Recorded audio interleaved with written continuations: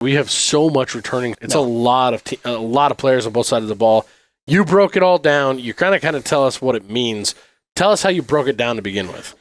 Like percentage of returning wide receiver / tight end receiving yards, quarterback passing yards, offensive lineman, number of snaps that they have, rushing yards, returning tackles, passes defended, tackles for loss, and returning sacks. 45, 50, 45, 40, 35, 30, he's gonna go! Holy cow! Big Red Junkies. Day by day, he gets better and better! He gets better and better! Give it JPP! Give it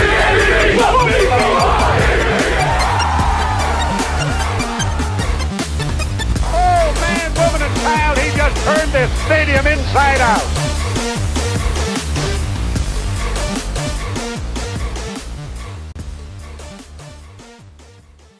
We are here to talk about returning production. Jed went full nerd on us for some stats on this one. So shocked. And it's actually I think it's really cool, and it's something that we kind of already touched on with the returning production of our offensive line. We talked about that a little bit. It's kickers. No, I'm just kidding. No, Jesus Christ. A whole show on kickers? Could you imagine that? I'm sure Jed has. Well, Jed's seen them. Kickers and punters, let's go. You need to go post the link to that documentary at some point. It was just No, real you sports. That's all it was. God. Needs to. Brian Gumble. Nobody needs to see Hey, we're that. kicking today. It was a good story. I don't care what you guys say. You didn't even watch it, so quit. I don't even know. giving me shit I don't even for know it. what it is. I'm just glad that you watched it for us so that we have all the information. And I wanted to talk to you guys about it. And you're like, we don't care. Kickers, sweet. kick rocks, bro. How about that? But no, we already talked about this in our transfer discussion when we were talking about Mazuka. I hope I got that right. Yep. Basically, just about the fact that we have so much returning starter and just game time on our offensive line. But it's not just on the offensive line. It's a lot of players on both sides of the ball. You broke it all down. You kind of tell us what it means. Tell us how you broke it down to begin with. So, Bill Connolly from ESPN does this every single year. Even before he was with ESPN, he did it on SB Nation. And it's usually right around the first week of, either last week of January or first week of February, where he puts out his list of returning production percentage. And it's always kind of funny because some of it means a lot. Some of it means a lot to some of these teams. Some of it ends up meaning nothing. I mean, if you're going to have a team like an Alabama or a Georgia, they reload their talent so much. Even if they lose a bunch of talent, they've got talent. So, you could be ranked 110th as Alabama and still win the conference title. Like this last year, Alabama was ranked, coming into this last year, they were ranked 125th in returning production. They won the SEC. Out of 133 teams, they were 125th in returning production. Well, so they didn't return much production. But again, that's the talent that they have. I mean, Florida State was number 1 in returning talent, and they were really fucking good this year. Yeah, and they won the ACC and probably would have been in the playoff without an injury to their quarterback. What's the measurement of production? It's not just starts and minutes. So it kind of depends on your position. So Bill Connolly broke it down as far as how he goes about this specifically for offense. Here's the current weighting for determining the offensive percentages. Like percentage of returning wide receiver / tight end receiving yards is 23.5% of the overall number. Quarterback passing yards is 24%. He does the offensive lineman in just the number of snaps that they have. And that is 47.5% of the number. And rushing yards is 5% by running backs. Oh, shit. So it's broken down that way as far as offensively. Defensively, it's 69% of the returning tackles, 12% of passes defended, 10.5% returning tackles for loss, and 8% returning sacks. So, I mean, it's a lot of nerd shit, which is why I love this stuff. You get so into much. it. Where do the kickers fit in all that? Well, apparently he doesn't care about kickers. I don't know. Maybe I should help him out with that. So part. he's joined the rest of us in the country. Well, I guess my biggest question on that is, we had really, really bad quarterback play. Yeah, but he's returning. So the numbers are coming back. Well, That's one of the three that played Well, poorly the bulk of the numbers.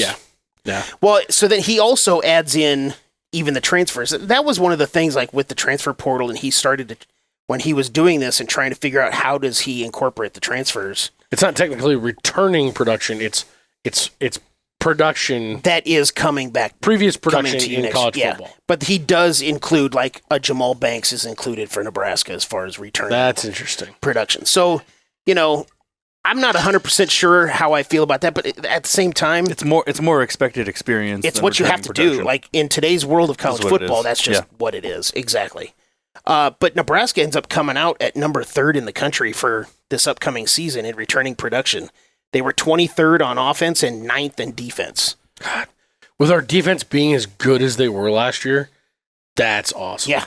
That's super exciting. Well, that's also, with our offense being as bad as it was last year, it's kind of like, am I that happy about that much returning production? We brought a lot of pieces in. That's the thing.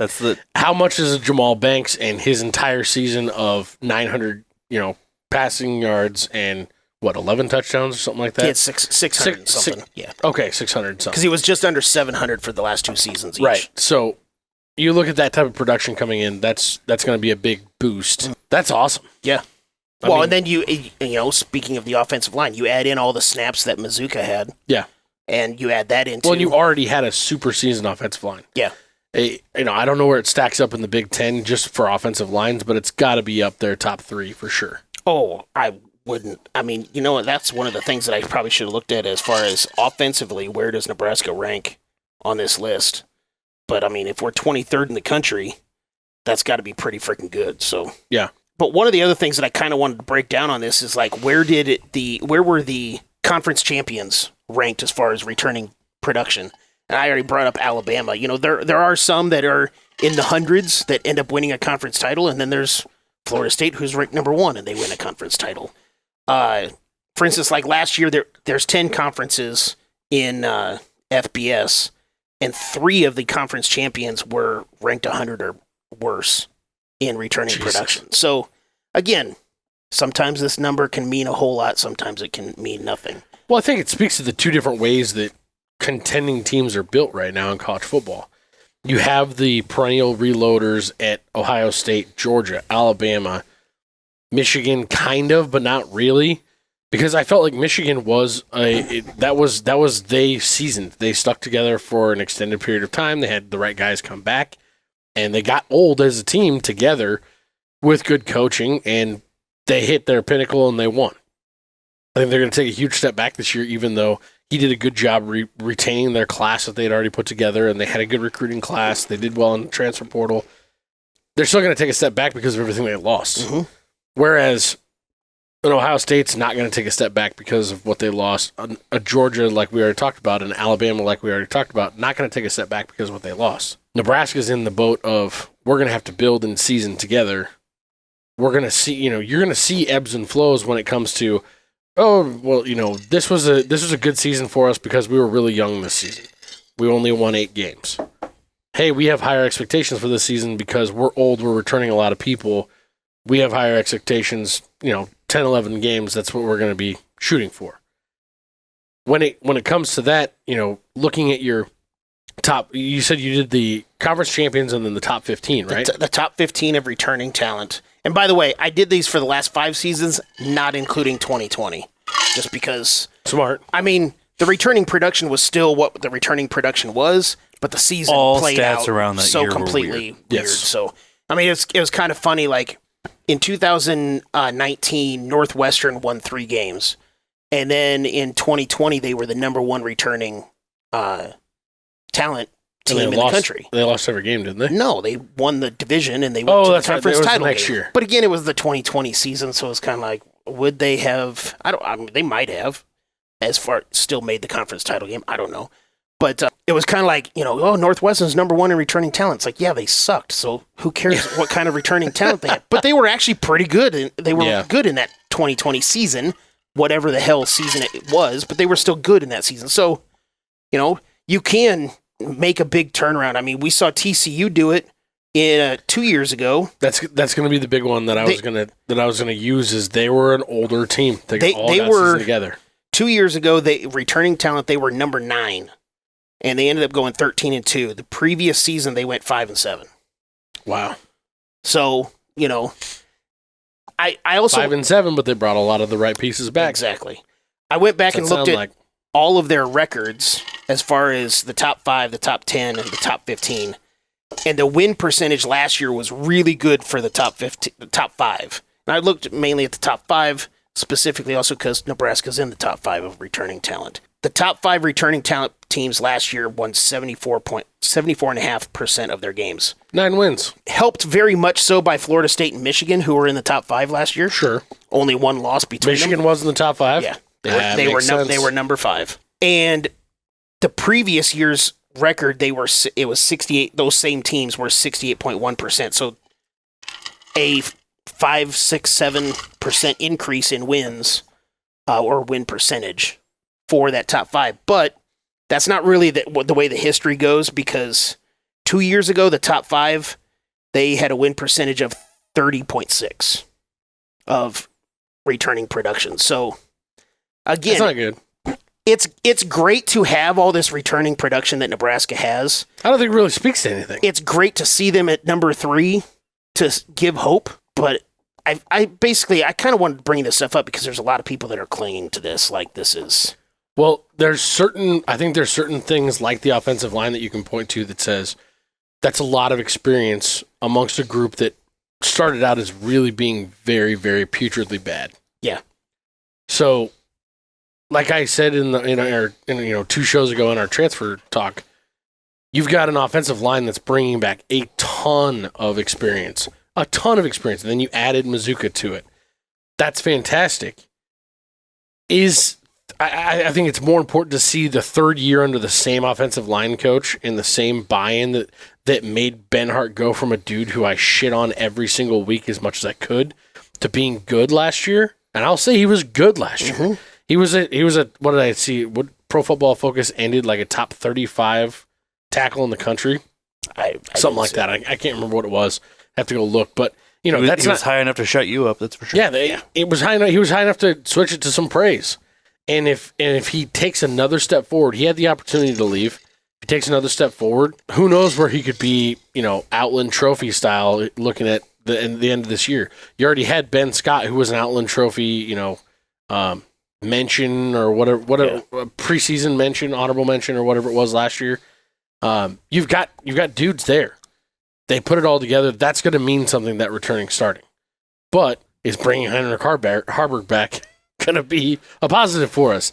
That type of returning production, that's where I think you see the Fugazi and the number of, we're third in the country. We're going to be TCU from 2 years ago. Hold your horses. It's not going to happen like that. Our defense should be incredible this year. Should be. Yes. Doesn't mean they will be. But if they take strides like they did, even if they only take half the stride they did last year over year. Even if they stay the same, I'll be okay with that. I'll be okay with that. I'll be very okay with that. Stay the same with a quarterback that can throw the ball. It seems okay. Yeah. Stay the same and just have the offense not turn the ball over 5 times a game. Yep. We automatically add, I think, 2 or 3 more wins to our schedule. But I don't know. It's fun to talk about this stuff. I'm not taking anything away from it other than thinking about specific units.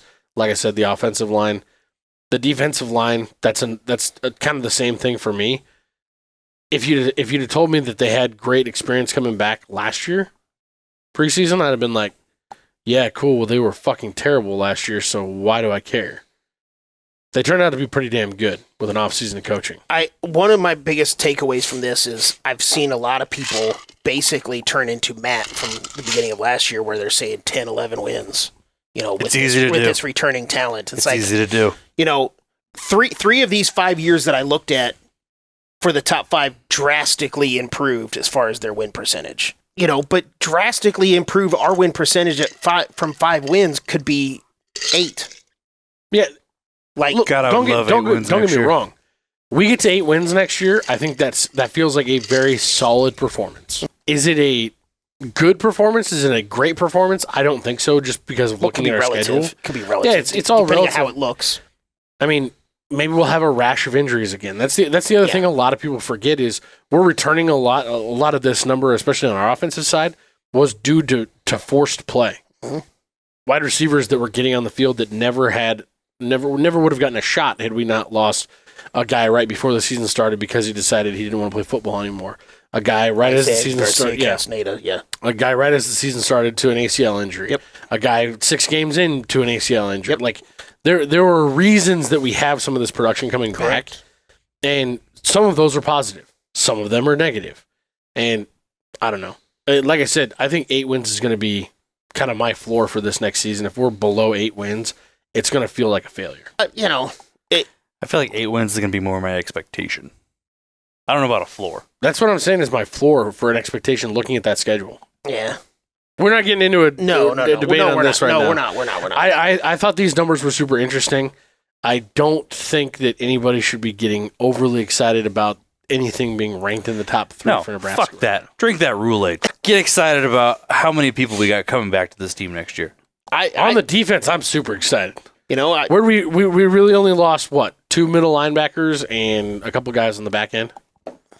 Yeah. Omar Brown being gone is going to hurt. And we lost 1/3 of our turnovers on offense. Like, you know, 2/3 of our when I was 2/3 of our turnovers on offense. They updated the roster, I think, last week on Huskers.com, and I was going through it, doing my spreadsheet.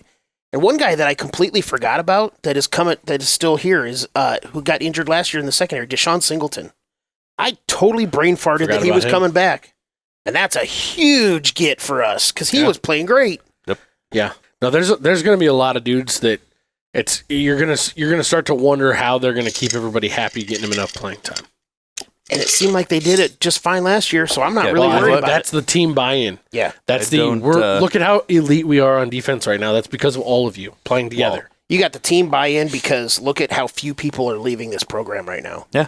You got the team buy-in. It's going to be forced. With what we talked about in our previous show about the point system that they're having with all these people buying into the way that they're doing it compared to the way that they did it last year. The team buy-in, can't even be quantified with how important it is and how obvious That's what makes me nervous about what he said about Mazuka coming in here, and he's got a long way to go to, it reminded me of the way he talked about Miles Farmer. It reminded me of the way that he talked about Anthony Grant heading into spring last year. It doesn't make me nervous at all because it means that he still has his head on straight, and if he's not going to be a good fit, he's not going to play.